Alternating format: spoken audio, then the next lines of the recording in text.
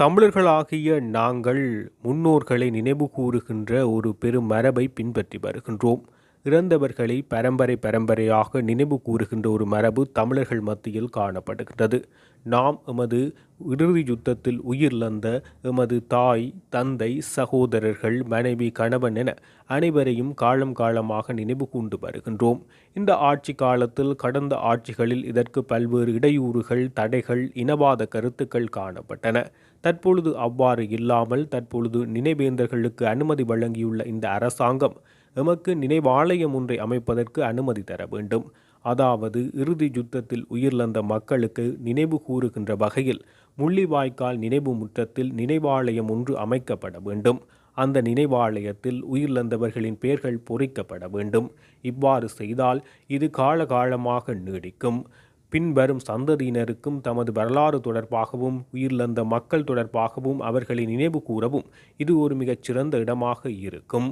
இங்கு இனவாதங்கள் பேசாமல், இனவாத கோஷங்கள் எழுப்பாமல் இந்த நினைவாலயத்தை அமைத்து தர வேண்டும் என பாராளுமன்ற உறுப்பினர் துரைராசா ரவிகரன் அரசாங்கத்திடம் கோரிக்கை முன்வைக்கின்றார். சுனாமி பேரலைகளில் உயிரிழந்தவர்களுக்கு நினைவாலயம் அமைக்கிறோம், அதில் பெயர்கள் குறிப்பிடுகின்றோம். அதேபோல் யுத்தத்தில் உயிரிழந்தவர்களுக்கும் இந்த நினைவாலயம் அமைக்கப்பட வேண்டும். இது முள்ளிவாய்க்கால் மண்ணில் அமைக்கப்பட வேண்டும் என துரைராசா ரவிகரன் தனது கோரிக்கையை இன்று பாராளுமன்றத்தில் தெரிவிக்கின்றார். இதற்கான அனுமதியை அனுர் அரசாங்கம் வழங்குமா என்பது இனிவரும் காலங்களில் நாம் பொறுத்திருந்து பார்க்க வேண்டும். தலைமை தாங்கும் பாராளுமன்ற உறுப்பினர்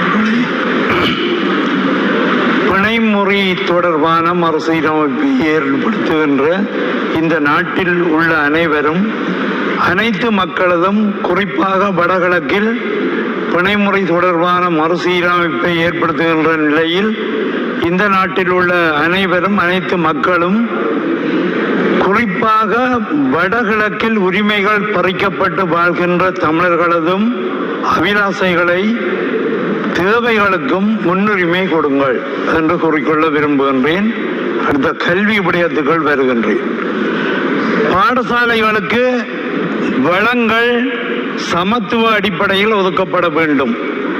இன்னமும் வன்னி மாவட்டத்தின் பல பாடசாலைகளில் இலத்திரனியல் மயப்பட்ட வள நிரப்பல் போதுமான அளவில் இல்லை. மன்னாரிலும் முல்லைத்தீவிலும் மட்டும்தான் கணனி வள நிலையம் இல்லை. பாடசாலைகளில் சுகாதார பணியாளர்கள் போதுமான அளவில் இல்லை. கல்விசாரா ஊழியர் நியமனங்கள் தேவை. இந்த வகையிலே பாடசாலை பணியாளர், இரவு நேர காவலாளி, இப்படி தேவைகள் உள்ளன. குறிப்பாக வடகிழக்கில் போதுமான நிதியிடல் இல்லை. இன்றளவும் முல்லைத்தீவு கல்வி வலயத்தில் ஒரு கணனியுடன் மட்டும் இயங்கும் பாடசாலைகள் உள்ளன. இவற்றோடு விளையாட்டை ஊக்குவிக்கும் வகையில் உபகரணங்கள் வழங்கப்பட வேண்டும். இந்த நிலையிலும் மன்னார் மாவட்டத்தில் தோட்டபடி ஆத்தாக்கா பாடசாலை மாணவி அண்டன் ஏசுதாசன் ஜதுர்சிகா பாடசாலை மட்ட தேசிய மெய்வல்லுனர் போட்டியில் மகளிருக்கான ஈட்டி எறிதலில் தங்கம் வென்றுள்ளார்.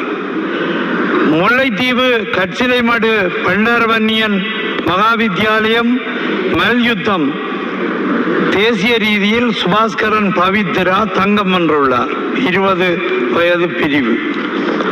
ரதி சந்தோஷ் வள்ளிபுரம் மகாவித்யாலயம் 14 வயது பிரிவு தேசிய ரீதியில் 6வது இடம் பெற்றுள்ளார். முல்லைத்தீவு கச்சிலைமடு பண்டாரவன்னியன் மகாவித்யாலயத்தில் பதக்கம் வென்றுள்ளார்கள் மேலும் 10 வீரர்கள். இவர்களை வன்னி பாராளுமன்ற உறுப்பினர் என்ற வகையில் நான் பாராட்டுகின்றேன்.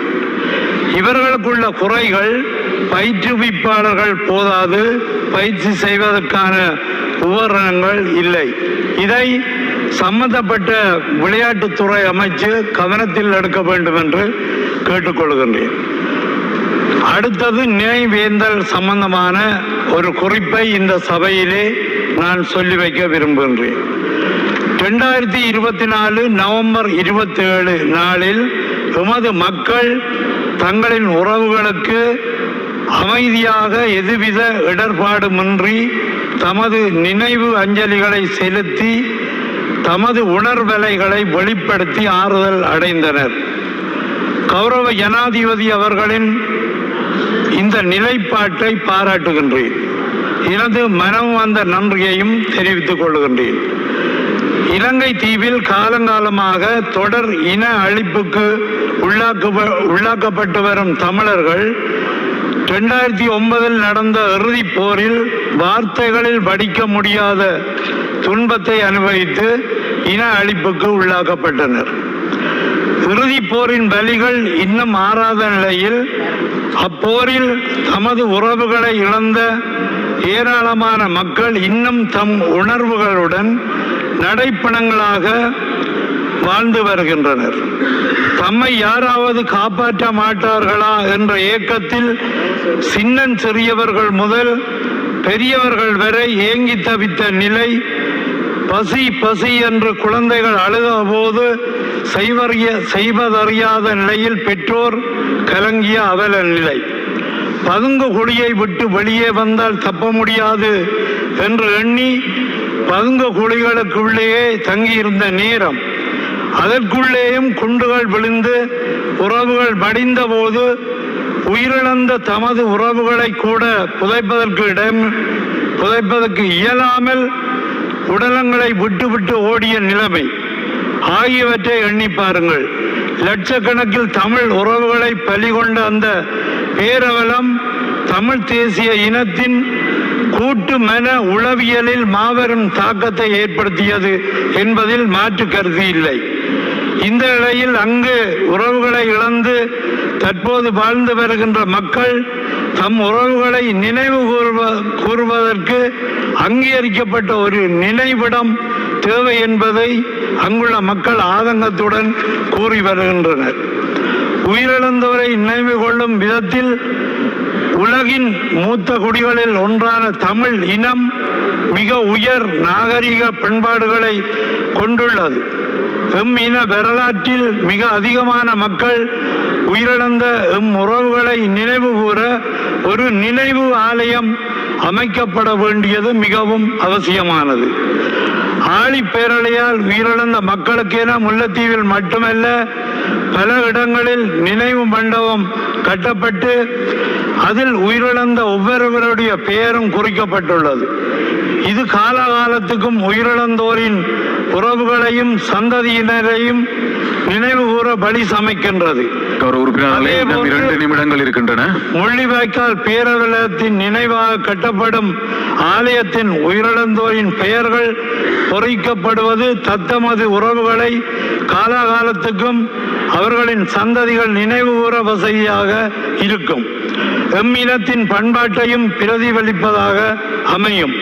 தேசிய பேரவலத்தின் சாட்சியாக நினைவு ஆலயம் முள்ளிவாய்க்காலில் மே 18 நினைவு கூறும் இடத்தில் அமைக்கப்பட வேண்டும். பிறந்தவர்களை நாம் அடக்கம் செய்யும் போது கல்லறைகளை அதன் மேல் அமைக்கின்றோம். அந்த கல்லறைகளில் சம்பந்தப்பட்ட உறவுகள் நினைவு தினங்களில் பால் தெளித்து படையல்கள் செய்து படைத்து பூக்கள் சொரிந்து தீபங்கள் ஏற்றி தங்களுடைய மனக்கவலையை உள்ளத்திலிருந்து வெளிப்படுத்தி அழுது ஆற்றுகின்ற அந்த நிலைக்கு எமது மக்களையும் ஈடுபடுவதற்கு ஒரு நினைவு ஆலயம் அமைப்பதற்கு எமது மக்களுக்கு அனுமதி தாருங்கள். தயவு செய்து கேட்டுக்கொள்கின்றேன். இன ரீதியான செயல்பாடுகளை வெளிப்படுத்தாமல், இன பாகுபாடு காட்டாமல் வெளிப்படுத்தி வரும் தற்போதைய அரசாங்கமானது நாம் முள்ளிவாய்க்காலில் ஒரு நினைவு ஆலயம் அமைப்பதற்கு அனுமதி தாருங்கள் என்றுதான் உங்களை கேட்டுக்கொள்கின்றேன். நன்றி. நன்றி கௌரவ உறுப்பினர் அவர்களே. ඊළඟට ගරු විජේසිරි බස්නායක මහත්මයා ඔබතුමාට විනාඩි 13ක කාලයක් තියෙනවා.